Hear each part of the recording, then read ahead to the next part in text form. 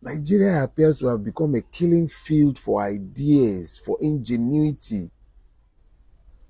The average person who should be thinking of starting industries are thinking that their monies are better invested in running away from the country. That is the level of weaponized poverty that has been unleashed.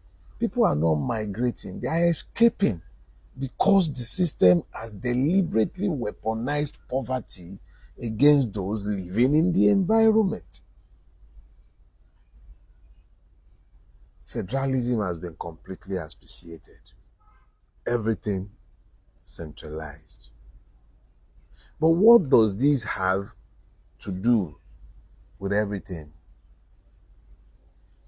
Why do I feel a need to speak to a second part of this sermon?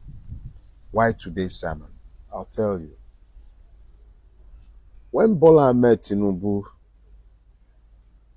perfected his electoral heist, and the Supreme Court, nay, the entire judiciary, barring few men of honor, men and women of honor, sold their consciences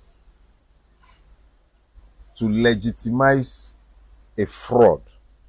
I remember saying at the time, the Nigerian constitution had been effectively shredded, and that eventually we will come to understand that Nigeria died the day that electoral heist was legitimized. As if to confirm outright and prescient those words have come to prove to be. The Supreme Court delivered a ruling or a judgment in recent days.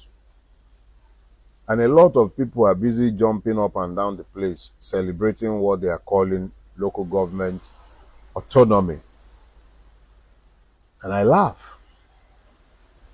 I laugh because I realized that Fela was completely right when he said something in his time, it will take 20 years to understand him. When one is dealing with the people who have been focused on existential consideration, whose preoccupation is essentially about what they are going to eat, how they will survive, it becomes difficult to engage their imagination in envisioning the future that is being designed for them with avarice. Why do I say this? Tinubu built his reputation as a Democrat and a Federalist on the back of the brilliant assault carried out on the 1999 fraud by his Attorney General in Lagos State, Professor Yemi Osinbajo. And a series of cases went all the way to the Supreme Court.